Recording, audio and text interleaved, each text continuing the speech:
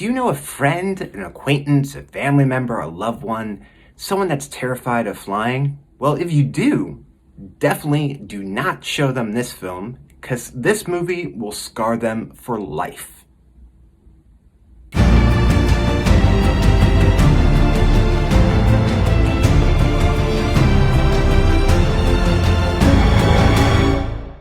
Hi, I'm Lenny, and in this video, I'm talking about New Line Cinema's film Final Destination, which came out in 2000. It's rated R, and it's 1 hour and 38 minutes long. Final Destination kicked off a series of films within this franchise, each film revving up and upping the ante of what takes place in here. Basically, a premonition of death being cheated, and then death coming out for revenge, full bore, on getting its victims in the most horrific ways possible. Final Destination stars Devon, who was in the film Casper, as Casper, Ali Larter, Seann William Scott, Tony Todd, and Kerr Smith. Devon plays Alex Browning, a 17-year-old high school student who's about to go to Paris, France, on a school trip for his French club. But the trip doesn't start out the way that Alex is hoping. Alex has a nightmare or a series of premonitions about the plane exploding mid-air and killing everybody on board. He wakes up from this premonition or from this dream, and he is on the plane. And the series of events that happen within the dream seem like they're happening all over again, deja vu style. And he freaks out. He loses his shit, justifiably so. So he starts yelling that we need to get off this plane. This plane's gonna explode. People are hearing this, they're freaking out. The plane hasn't taken off yet. They're still at the airport. So Alex, along with a group of other individuals within his class that kind of get sucked up into this situation, along with one of the teachers, is kicked off the flight and has to stay behind. Some of the characters that are kicked off the plane are Alex's best friend, Todd Wagner, Ali Lauder, who plays a character named Clear Rivers. You heard me correctly. Her character's name is Clear Rivers. Miss Luton, who is one of the French teachers and French chaperones. Carter Horton, and Billy Hitchcock. Kerr Smith plays the character Carter Horton in this film. And Carter Horton is the typical jock character. This character is just a straight up douchebag. He's just overcompensating for something. He drives a muscle car. He's on the football team. He's a bully. He's got a tribal tattoo. He's just a straight up douchebag. He's kind of a douche to his girlfriend. His character is so annoying right from the get-go, right when you're meeting him. Seann William Scott is also in this movie, and you know Seann William Scott as Stifler from the American Pie films. He plays a completely different character. Seann William Scott plays the character Billy Hitchcock, who is actually always getting bullied himself by Carter Horton. So what happens after the group is kicked off of the plane? There's arguing and confusion amongst everyone. And then as Billy Hitchcock is staring out the window and the plane taking off, the plane does explode mid-air, killing everybody on board.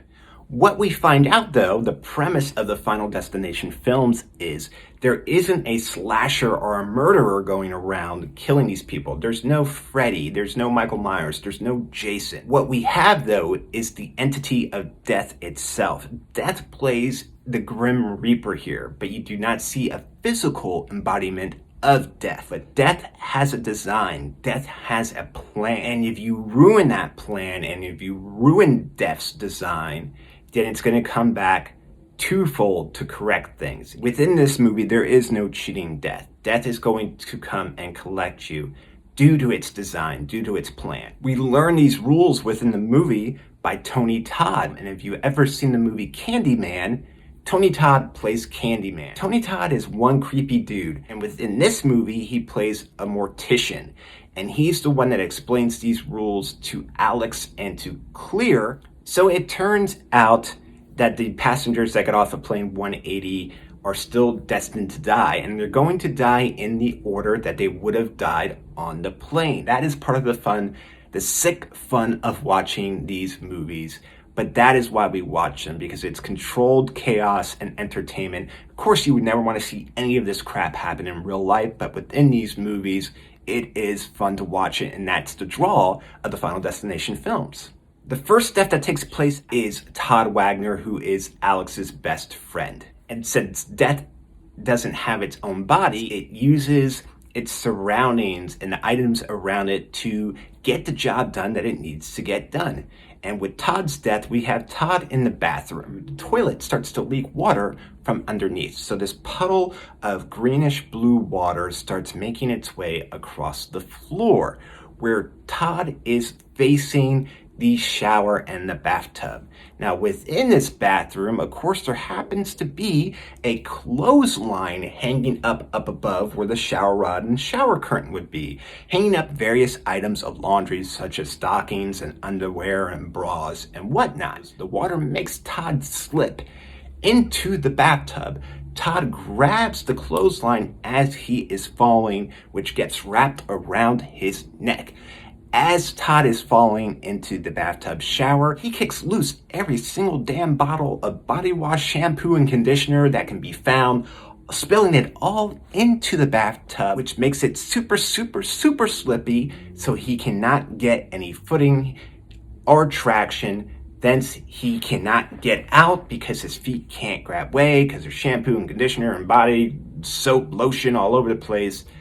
Thus, Todd is hung, and after the water has done its job, it magically runs back and sucks back into the bottom of the toilet, making it look like a suicide. Death number 2 is Terry Cheney's death. Now, Terry Cheney is the girlfriend of Carter Horton. Terry has grown tired of Carter always wanting to beat the crap out of Alex every time he sees him. Carter sees Alex and Clear having coffee, pulls his car up to the coffee shop, and Terry can't take it anymore. She's tired of all the crap. Terry tells Carter if he doesn't like it, he can just drop dead, which she does because she steps out into the street and gets her ass hit by a bus, hardcore, splattering blood all over the place. I still remember seeing this movie in the theaters. You didn't see it coming. Well, actually, you kind of saw it coming. You knew something was going to happen, but homegirl steps off the curb and whack, gets demolished by this bus. Crazy. Death number 2. Death was driving that bus. Death number 3 is Valerie Luton. And Miss Luton was another one of the French teachers, another one of the chaperones that was supposed to go on the trip. This death scene is such a Looney Tunes escapade of escalating situations that it's funny. It's kind of funny, this one. Now get a load of how death does her in. Valerie is going to listen to John Denver and drink some vodka to calm her nerves.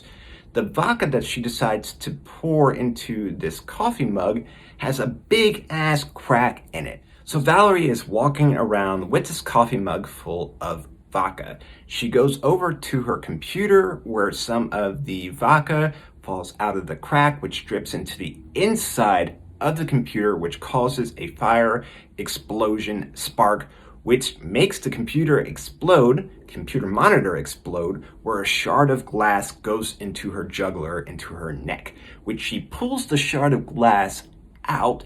Blood is splurting all over the place. Now we got a blood trail on the floor. There's also a path of alcohol on the floor.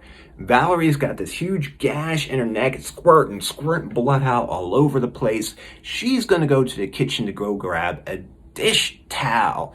Meanwhile, the fire catches on to the alcohol trail and it's following her into the kitchen. Earlier within this scene, Valerie throws a dish towel over on a set of knives. She slips within the blood on the floor, so she's trying to reach up and get the dish towel, but the dish towel is on the knives, so she pulls the dish towel down, which pulls all the knives down, which impales her to the floor and various organs and arteries. So the next situation, we got Carter again being a douchebag dickhead who says that he's in control of his own life.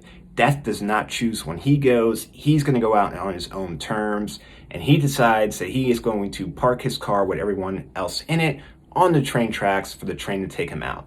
Everyone else bails out the car, and then Alex pulls out Carter and saves him at the last minute. This causes Carter's car to get demolished. There's metal, there's scrap all over the place, which is left on the railroad tracks. And then another train comes by, and as it's going by, the vibration of the train kicks up a piece of the car that got demolished on the train track earlier, shooting this large piece of sharp metal towards Billy, who gets decapitated as it cuts off his neck and his head.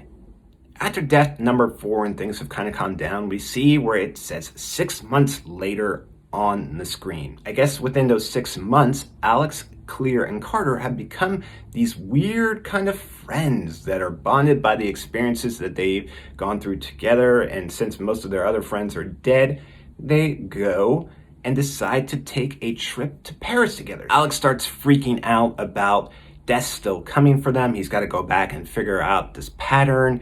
And what happens is, as he's walking, this large neon, I believe it's a cafe or restaurant sign, that comes unhinged and is swinging down, where at the last second, Carter comes and saves Alex from getting crushed to death. He fails to realize that the sign is coming back around again, and he gets killed by the sign. Voila! And with that final kill, that is the end of Final Destination. Now, these movies are a lot of fun. Of course, they play on different phobias and fears that people have. And again, in a real life situation, these things would be horrific. You don't wish this upon anyone. But within these films, within the Final Destination franchise, these deaths happen with such a Looney Tunes cartoon craziness that one thing leads to another thing, which leads to another thing, which leads to another thing. It's so crazy that it's laughable. These films are fun. If you enjoyed this video and you want to see other videos like this, all you have to do is hit the YouTube logo in the bottom corner here, and you'll subscribe to my channel and you'll get notifications anytime I upload a new video. As always, I want to thank you so much for watching this video. Thank you for lending me your ears. Thank you for letting me talk about these things that I'm passionate about. Thank you so much. Please be safe, be careful, and I'll talk to you soon.